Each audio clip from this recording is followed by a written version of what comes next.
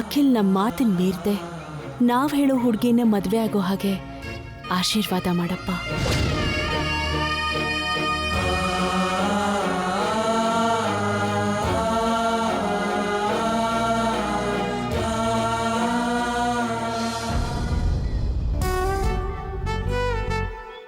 Good morning mummy. Very good morning Akhil. ಈ mummy ಮೇಲಿರೋ ಕೋಪ ಹೋಯ್ತಲ್ವಾ? ಮಮ್ಮಿ ಮೇಲೆ ಕೋಪನಾ? ಹೋಗ್ಲಿ, ಬೇಜಾರ್ ಅನ್ಕೋ. ಹೋಯ್ತಾ? ಮಮ್ಮಿ, ಅದು ಕೋಪನೋ ಬೇಜಾರೋ ಅಲ್ಲ. ನಿಮ್ಮ ಮೇಲೆ ನನಗಿರೋ ಪ್ರೀತಿಗೆ ಇನ್ನೊಂದು ಆ್ಯಂಗಲ್ ಇದೆ ಅನ್ನೋ ಎಕ್ಸ್ಪ್ರೆಷನ್ ಮಮ್ಮಿ. ಚಿಕ್ಕ ಮಕ್ಕಳನ್ನ ತಾಯಿ ಬೈದ್ರು ಹೊಡೆದ್ರು ಅದು ಕೋಪದಿಂದನೋ ಬೇಜಾರಿಂದನೋ ಅಲ್ವಲ್ಲ. ಹೇಳಿದ್ದನ್ನ ಅರ್ಥ ಮಾಡ್ಕೊಳ್ದೇನೆ ಆ ಮಗು ಕೆಟ್ಟ ದಾರಿಲಿ ಹೋಗಿ ಕೆಟ್ಟ ಹೋಗ್ಬೋದೇನೋ ಭಯಕ್ಕೆ ಆ ಭಯದ ಹಿಂದೆ ಇರೋ ಪ್ರೀತಿ. ಅಂದ್ರೆ ಅದು ಆ ತಾಯಿ ಮಗು ಮೇಲಿಟ್ಟಿರೋ ಪ್ರೀತಿಗೆ ಇನ್ನೊಂದು ರೂಪ ತಾನೆ.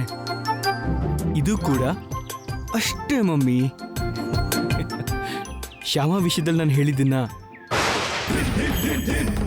ನೀವು ಅರ್ಥ ಮಾಡ್ಕೊಳ್ದಂಗೆ ತಪ್ಪು ತಿಳ್ಕೊತಾ ಇದ್ದೀರಾ. ಅದರಿಂದಾಗಿ ಏನೇನು ಅನಾಹುತ ಆಗುತ್ತೋ ಅನ್ನೋ ಭಯ, ನಿಮ್ಮ ಮನಸ್ಸಿಗೆ ಎಷ್ಟು ನೋವಾಗುತ್ತೋ ಅನ್ನೋ ಬಾಧೆ. ಆ ಭಯ ನೋವಿನ ಹಿಂದೆ ಇರೋದು ನಿಮ್ಮ ಮೇಲೆ ನನಗಿರೋ ಪ್ರೀತಿನೇ ಮಮ್ಮಿ. ಮಮ್ಮಿ, ಇನ್ನು ಮುಂದೆ ಆದರೂ ಶ್ಯಾಮನ್ ವಿಷಯದಲ್ಲಿ ಬೇಡ.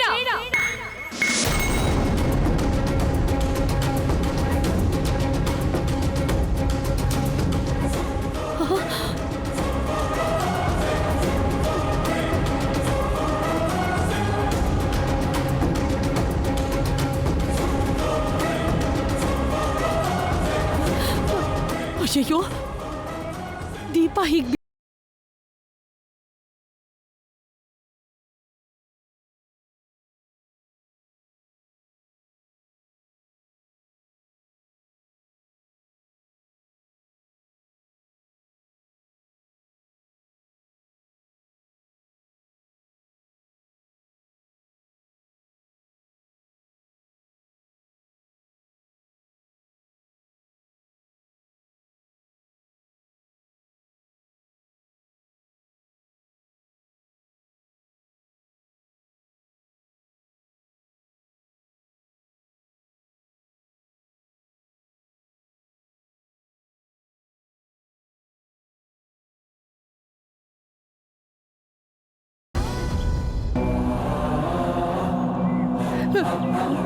ದೇವ್ರೆ, ಯಾರಿಗೂ ಏನು ತೊಂದರೆ ಆಗ್ದೆ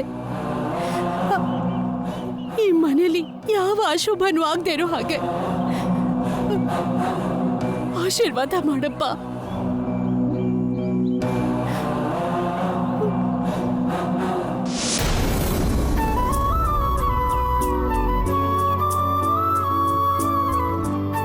ಏನು ನಿನ್ ತಮ್ಮನಿಗೆ ದೃಷ್ಟಿ ತೆಗೆಯೋದಕ್ಕೆ ಎಲ್ಲ ತಯಾರಿ ಮಾಡ್ಕೋತಾ ಇದೀಯಾ? ಹೌದು ಅದಕ್ಕೆ. ನಿನ್ ತಮ್ಮ ಅಮೆರಿಕಾದಿಂದ ಬರ್ತಾ ಇಲ್ಲ, ಆಸ್ಪತ್ರೆಯಿಂದ ಬರ್ತಿದ್ದಾನೆ ಅಷ್ಟೇ.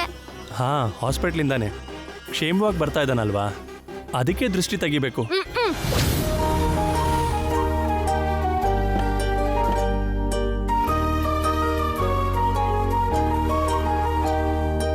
ನಿಧಾನಕ್ಕಿಳಿಯಪ್ಪ.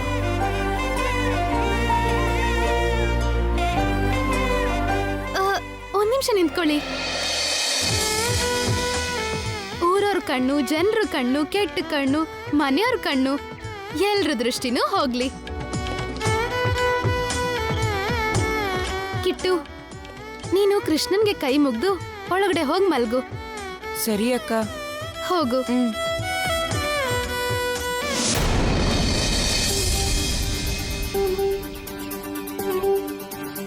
ಅಪ್ಪ, ಕಾಫಿ. ಅಣ್ಣ, ಕಾಫಿ ತಗೊಳ್ಳಿ.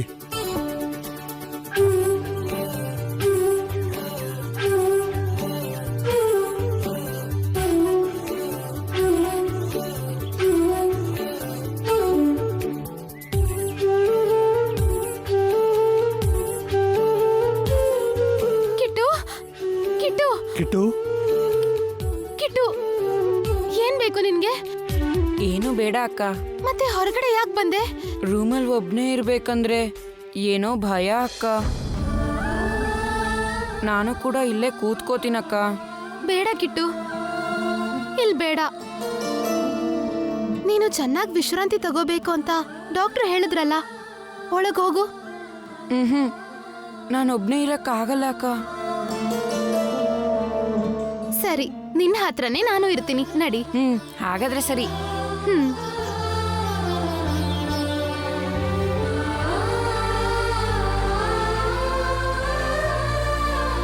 ನಮ್ಮ ಶ್ಯಾಮಗೆ ಕಿಟ್ಟು ಅಂದ್ರೆ ಪ್ರಾಣ. ನಾಳೆ ಮದುವೆ ಆದ್ಮೇಲೆ ಹೇಗಿರ್ತಾಳೋ ಏನೋ. ಚೆನ್ನಾಗೇ ಇರ್ತಾಳೆ. ಹುಟ್ಟಿದ ಮನೇನ ಮನೆಯವ್ರನ್ನೆಲ್ಲ ಬಿಟ್ಟು ನಾನಿಲ್ವಾ ಇಲ್ಲಿ? ಯಾರಾದ್ರೂ ಅಷ್ಟೇ ಅಲ್ವಾ ಮಾವ? ಹೌದಮ್ಮ, ಕರೆಕ್ಟಾಗಿ ಹೇಳಿದೆ. ಅತ್ತೆ ಮನೆಗೆ ಹೋದ್ಮೇಲೆ ಯಾವ ಹುಡುಗಿನಾದ್ರೂ ಅಷ್ಟೇ. ಏನಪ್ಪ, ನೀವು ಅತ್ತೆ ಮನೆ ಅಂದಾಗ ನೆನಪಾಯ್ತು. ನಾವು ಈ ಊರಿಗೆ ಬಂದ್ಮೇಲೆ ಬೀಗ್ರ ಮನೆಯವ್ರ ಹತ್ರ ಒಂದ್ಸಲಿನೂ ಮಾತಾಡಲೇ ಇಲ್ಲ. ಸಮಯ ಇದ್ರೆ ನಾಳೆ ಒಂದ್ಸಾರಿ ಹೋಗಿ ಅವ್ರನ್ನ ನೋಡ್ಕೊಂಡು ಬಂದ್ರೆ ಹೇಗೆ? ಸಮಯ ಇದ್ರೆ ಅಂದ್ರೆ ಏನ್ರಿ, ಸಮಯ ಮಾಡ್ಕೊಂಡು ನಾವೇ ಹೋಗ್ಬೇಕು, ಅದೇ ಮರ್ಯಾದೆ.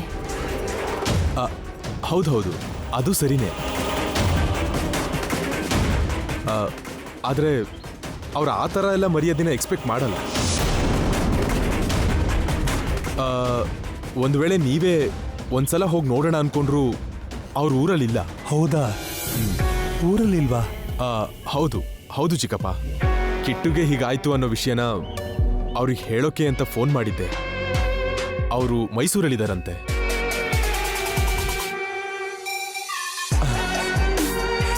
ಕಿಟ್ಟುಗೆ ಹೀಗಾಗಿದ್ ಕೇಳಿ ತುಂಬಾ ಬೇಜಾರು ಮಾಡ್ಕೊಂಡ್ರು. ಊರಿಂದ ಬಂದ್ಮೇಲೆ ನಿಮ್ ಮನೆಗೆ ಬಂದು ಕಿಟ್ಟುನ ನೋಡ್ಕೊಂಡು ಹೋಗ್ತೀನಿ ಅಂತ ಹೇಳಿದ್ರು. ಹೌದಾ? ಹಾಗಾದ್ರೆ ಸರಿ ಬಿಡಿ. ನನಗೆ ಮೀಟಿಂಗಿಗೆ ಟೈಮ್ ಆಗ್ತಿದೆ, ನಾನು ಹೊರಡ್ತೀನಿ ಚಿಕ್ಕಪ್ಪ. ಸರಿನಪ್ಪ, ಬರ್ತೀನಿ ಚಿಕ್ಕಮ್ಮ. ಒಳ್ಳೇದಾಗ್ಲಪ್ಪ. ಬರ್ತೀನಮ್ಮ.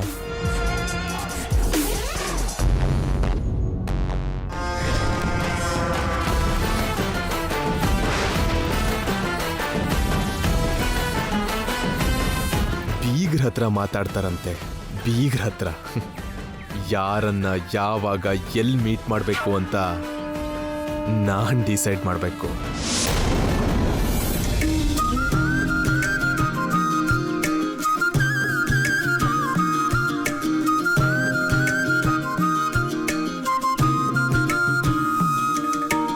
ನೋ ಪ್ರಾಬ್ಲಮ್ ರಂಗನಾಥ್ ಅವರೇ, ನೀವು ಕೇಳ್ತಿರೋ ಹಾಗೆ ನಾವು ನಿಮಗೆ ಕ್ಯಾಶೇ ಕೊಡ್ತೀವಿ. ಬ್ಯಾಂಕ್ ಹೋಗಿ ಕ್ಯಾಶ್ ಡ್ರಾ ಮಾಡಿಕೊಂಡು ನಾವು ಅಲ್ಲೇ ಬರ್ತೀವಿ. ಡ್ಯಾಡಿ, ನಂಗೊಂದು ಚಿಕ್ಕ ಡೌಟ್. ಏನಪ್ಪ? ರಂಗನಾಥ್ ಅವ್ರಿಗೆ ಕ್ಯಾಶ್ ಹಾಕಿ ಕೊಡಬೇಕು, ಚೆಕ್ ಕೊಡ್ಬೋದಲ್ಲ ಅನ್ನೋದೇ ನಿನ್ನ ಡೌಟಾ? ನನ್ನ ಡೌಟ್ ಬಿಸ್ನೆಸ್ಸಿಗೆ ಸಂಬಂಧಪಟ್ಟಿರೋದಲ್ಲ ಡ್ಯಾಡಿ, ಮಮ್ಮಿಗೆ ಸಂಬಂಧಪಟ್ಟಿದ್ದು. ಮಮ್ಮಿಗೆ ಸಂಬಂಧಪಟ್ಟಿದ್ದ? ಏನದು? ನನಗೆ ಸಂಬಂಧಪಟ್ಟಿರೋ ಪ್ರತಿ ವಿಷಯಕ್ಕೂ ಮಮ್ಮಿ ಯಾಕೆ ಅಷ್ಟೊಂದು ಗಾಬರಿ ಆಗ್ತಾರೆ ಡ್ಯಾಡಿ? ಪ್ರತಿ ಚಿಕ್ಕ ವಿಷಯಕ್ಕೂ ಯಾಕೆ ಅಷ್ಟೊಂದು ಟೆನ್ಷನ್ ಮಾಡ್ಕೋತಾರಲ್ಲ? ಯಾಕೆ ಅಂದ್ರೆ ನೀನು ಚಿಕ್ಕ ಮಗ ಅಲ್ವಾ, ಅದಕ್ಕೆ. ಚಿಕ್ಕ ಮಗನ ಮೇಲೆ ಸ್ವಲ್ಪ ಪ್ರೀತಿ ಜಾಸ್ತಿನೇ ಇರುತ್ತೆ ಕಣಪ್ಪ, ಅದಕ್ಕೆ. ನೋಡು, ಪ್ರೀತಿ ಹೆಚ್ಚಾದಾಗ ಹೀಗೆ ಪ್ರತಿ ವಿಷಯಕ್ಕೂ ಗಾಬರಿ ಆಗೋದು, ಟೆನ್ಷನ್ ಮಾಡ್ಕೊಳ್ಳೋದು ಆಗುತ್ತೆ ಕಣ. ಅದೇ ಹಾಗೆ ಗಾಬರಿ ಆಗೋದಾದ್ರೂ ಯಾಕೆ ಅಂತ ಕೇಳ್ತಾ ಇದ್ದೀನಿ. ನಾನು ಚಿಕ್ಕವನಿದ್ದಾಗ್ಲಿಂದನೂ ಮಮ್ಮಿ ಏನ್ ಹೇಳಿದ್ರು ಇಲ್ಲ ಅಂತ ಹೇಳಿಲ್ವಲ್ಲ. ಸರಿ, ಚಿಕ್ಕ ವಯಸ್ಸಿಂದ ನೀನ್ ಆಗಲ್ಲ ಅಂತ ಹೇಳಿಲ್ಲ, ಆದ್ರೆ ಈಗ ಆಗಲ್ಲ ಅಂತೀಯನೋ ಅಂತ ನಿಮ್ಮ ಮಮ್ಮಿ ಉದ್ದೇಶ ಇರ್ಬೋದು. ಈಗ ಮಾತ್ರ ಯಾಕಿಲ್ಲ ಅಂತೀನಿ ಡ್ಯಾಡಿ. ಯಾಕೆ ಅಂದ್ರೆ ನಿನ್ ಏಜ್ ಅಂತ ಅದು ಅಖಿಲ್. ನಿಂದು ಅಂತಾನೆ ಕೆಲವು ಇಷ್ಟಗಳು, ಅಭಿಪ್ರಾಯಗಳು ಇರುತ್ತಲ್ಲ, ಅದರಿಂದಾಗಿ ನಿಮ್ಮ ಮಮ್ಮಿ ಇಷ್ಟಗಳನ್ನ, ಅಭಿಪ್ರಾಯಗಳನ್ನ ನೀನ್ ಬೇಡ ಅಂತೀಯನೋ ಅಂತ ಅವಳು ಭಯ ಪಡ್ತಿರ್ಬೋದಲ್ವಾ? ಇನ್ನೂ ಅರ್ಥ ಆಗ್ತಿಲ್ವಾ? ಸಡನ್ ಆಗಿ ನೀನೊಂದು ಹುಡುಗಿನ ಕರ್ಕೊಂಬಂದು, ಮಮ್ಮಿ ನಾನು ಈ ಹುಡುಗಿನ ಪ್ರೀತಿಸ್ತಿದ್ದೀನಿ, ಇಬ್ರು ಮದುವೆ ಮಾಡ್ಕೋಬೇಕು ಅಂತಿದ್ದೀವಿ, ನಮ್ಗೆ ಆಶೀರ್ವಾದ ಮಾಡಿ ಅಂತ ಕೇಳ್ತೀಯನೋ ಅಂತ ನಿಮ್ಮ ಮಮ್ಮಿಗೆ ಟೆನ್ಷನ್. ಹಾಗನ್ನೋ ಚಾನ್ಸೇ ಇಲ್ವಲ್ಲ ಡ್ಯಾಡಿ.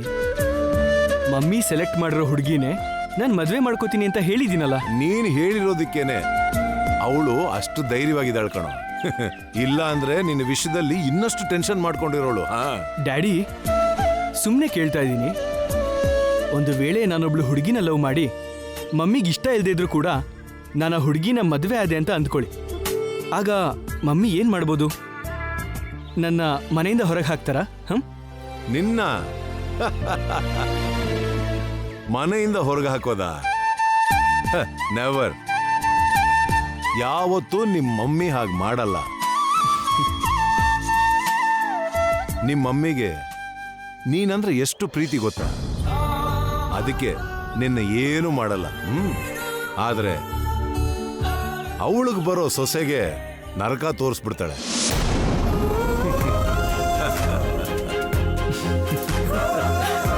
ಸೊ ಅಪ್ಪಿ ತಪ್ಪಿನೂ ನೀನಂತ ಕೆಲ್ಸಗಳು ಮಾಡಕ್ ಹೋಗ್ಬೇಡ.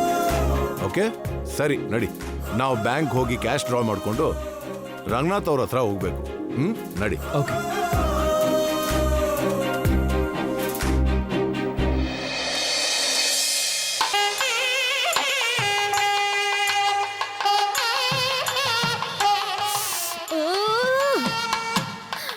ಕರ್ಮ ಕರ್ಮ.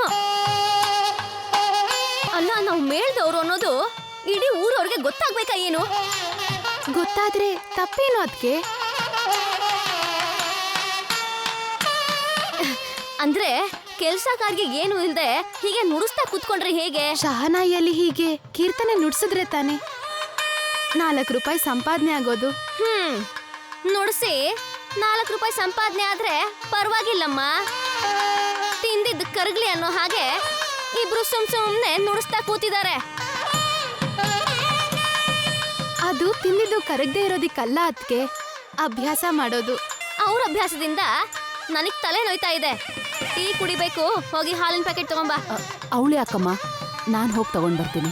ನೀವಾ? ನೀವು ಹೋದ್ರೆ ಅಡ್ಗೆ ಯಾರು ಮಾಡ್ತಾರೆ? ಅದು ಅಲ್ದೆ ನೀವು ಹೊರಗಡೆ ಹೋಗಿ ಎಲ್ಲಾದ್ರೂ ತಪ್ಪಿಸ್ಕೊಂಡ್ರಿ ಅಂತ ಅನ್ಕೊಳ್ಳಿ, ನಿಮ್ಮನ್ ಹುಡ್ಕೋದೆ ನಮ್ಮ ಕೆಲಸ ಆಗಿ ಹೋಗುತ್ತೆ. ನೀವು ಮನೆಯಲ್ಲೇ ಇದ್ದು ಮನೆ ಕೆಲಸ ನೋಡ್ಕೊಳ್ಳಿ. ಶ್ಯಾಮನೆ ಹೋಗಿ ಹಾಲು ತಗೊಂಡ್ ಬರ್ತಾಳೆ. ಸರಿ ಅದಕ್ಕೆ. ಅಕ್ಕ ನೀನ್ ಬರುವಾಗ ನಂಗೆ ಚಾಕ್ಲೇಟ್ ತಗೊಂಬರ್ತೀಯಾ? ಸರಿ, ತಗೊಂಡ್ ಬರ್ತೀನಿ.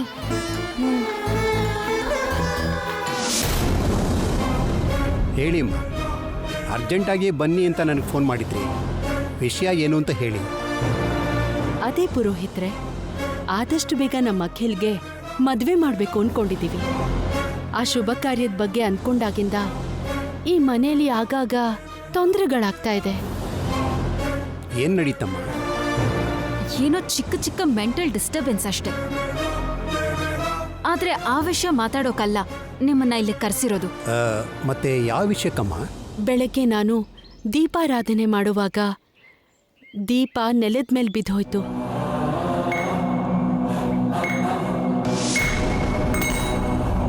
ಅದ್ಯಾಕೋ ಅಪಶಕುನ ಅನ್ಸಿ ನಿಮ್ಮನ್ನ ಕರೆಸಿದ್ದು. ಯಾವ ಅಡ್ಡಿ ಆತಂಕನೂ ಇಲ್ಲದೆ ಮದ್ವೆ ಕಾರ್ಯ ನಡೆಯುತ್ತಲ್ವಾ? ಒಂದು ನಿಮಿಷನಮ್ಮ. ಸರಿ.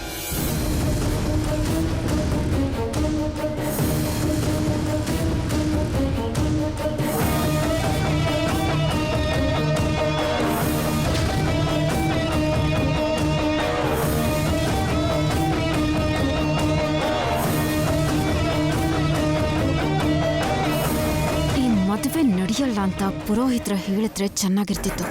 ಆ ನಕ್ಷತ್ರ ಅನ್ನೋ ಪೀಡೆ ತೊಲಗ್ತಿತ್ತು. ಅಮ್ಮ, ಹುಡುಗನ ಜಾತಕದ ಪ್ರಕಾರ 2 ದುಷ್ಟಗ್ರಹಗಳು ಒಂದೇ ಮನೇಲಿರೋದ್ರಿಂದ ಇಂಥ ಅಶುಭ ಎಲ್ಲ ನಡೀತಾ ಇರೋದು.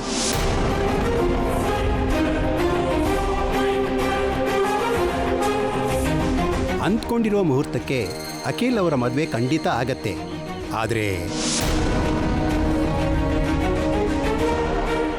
ಆದರೆ ಆ ಮುಹೂರ್ತದ ಕ್ಷಣದವರೆಗೂ ಏನಾದರೂ ತೊಡಕು ಬರ್ತಾನೇ ಇರುತ್ತಮ್ಮ.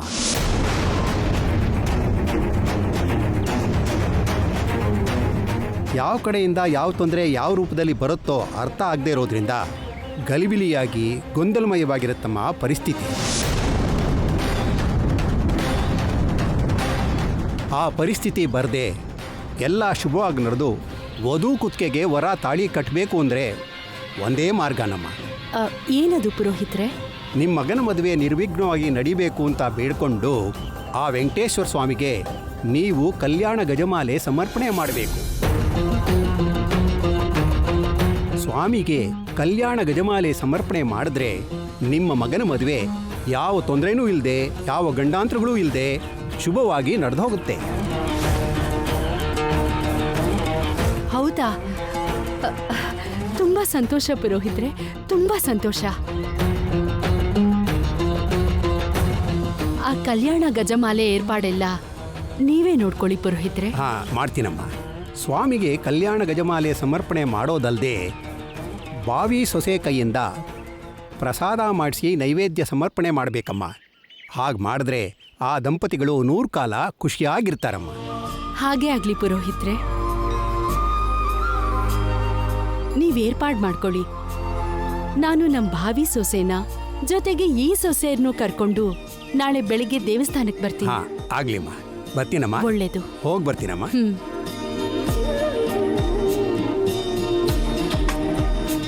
ಅತ್ತೆ, ಈಗ ನಿಮ್ಗೆ ಸಮಾಧಾನ ಆಯ್ತಲ್ವಾ? ಹೌದಮ್ಮ, ಈಗ ನನಗೆ ತುಂಬಾ ಸಮಾಧಾನ ಆಯ್ತು. ಆದ್ರೆ ನನಗೆ ಸ್ವಲ್ಪ ಟೆನ್ಷನ್ ಆಗ್ತಿದೆ. ಯಾಕೆ ಐಶ್ವರ್ಯ ಟೆನ್ಷನ್?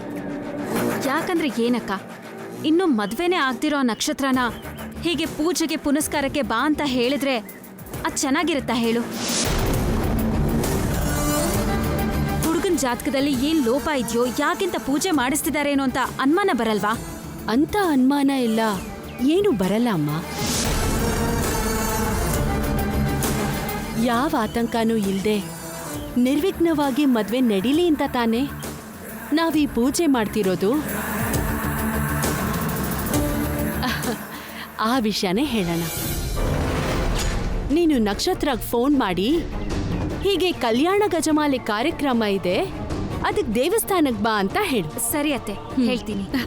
ವೈದೇಹಿ, ಏನ್ ಕೆಲ್ಸ ಇದೆ ನೋಡು. ಕಲ್ಯಾಣ ಗಜಮಾಲೆ ಸಮರ್ಪಣೆ ಮಾಡಿದ ತಕ್ಷಣ ಮದುವೆ ಆಗ ಹೋಗುತ್ತಾ ಹೇಗೆ? ಈ ಮದುವೆನ ಹೇಗ್ ನಿಲ್ಲಿಸ್ಬೇಕೋ ಹಾಗೆ ನಿಲ್ಲಿಸ್ತೀನಿ.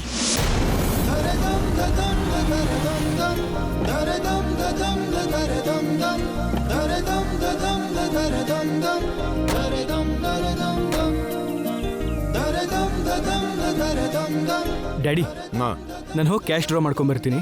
ಓಕೆ ಅಖಿಲ್.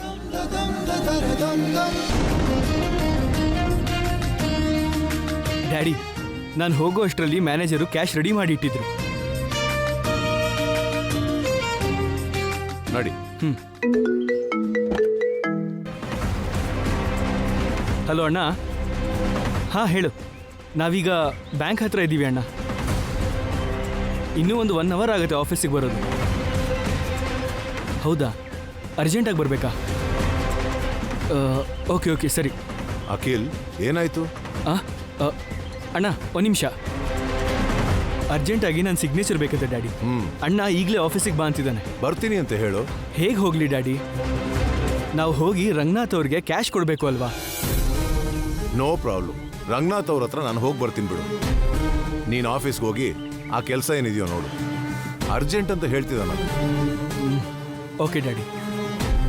ಹಲೋ ಅಣ್ಣ, ಇನ್ನು 10 ನಿಮಿಷದಲ್ಲಿ ಇರ್ತೀನಿ. ಓಕೆನಾ? ಬಾಯ್. ಡ್ಯಾಡಿ, ಕ್ಯಾಬ್ ಬುಕ್ ಮಾಡ್ಕೊಂಡು ಹೋಗ್ತೀನಿ. ನೀವು ಈ ಕಾರ್ ತೊಗೊಂಡು ಹೋಗಿ. ಡ್ಯಾಡಿ, ಅದರಲ್ಲಿ 25 lakhs ಇದೆ. ಮಧ್ಯದಲ್ಲಿ ಎಲ್ಲೂ ಕಾರ್ ನಿಲ್ಲಿಸ್ಬೇಡಿ. ಸ್ಟ್ರೈಟಾಗಿ ರಂಗನಾಥ್ ಅವ್ರ ಮನೆಗೆ ಹೋಗಿ. ಆಯ್ತು ಬಿಡಪ್ಪ, ನೀನೇನು ಟೆನ್ಷನ್ ಮಾಡ್ಕೋಬೇಡ. ನೀನು ಮೊದಲು ಆಫೀಸ್ಗೆ ಹೋಗಿ ನಿಮ್ಮ ಅಣ್ಣನ ಟೆನ್ಷನ್ ಕಡಿಮೆ ಮಾಡು. ಓಕೆ, ಬಾಯ್. ಯಾಕೆ? Take care daddy.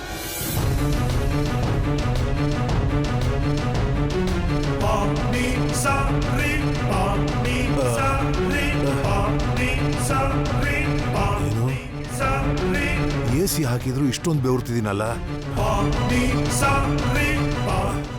AC work ಆಗ್ತಿಲ್ವಾ?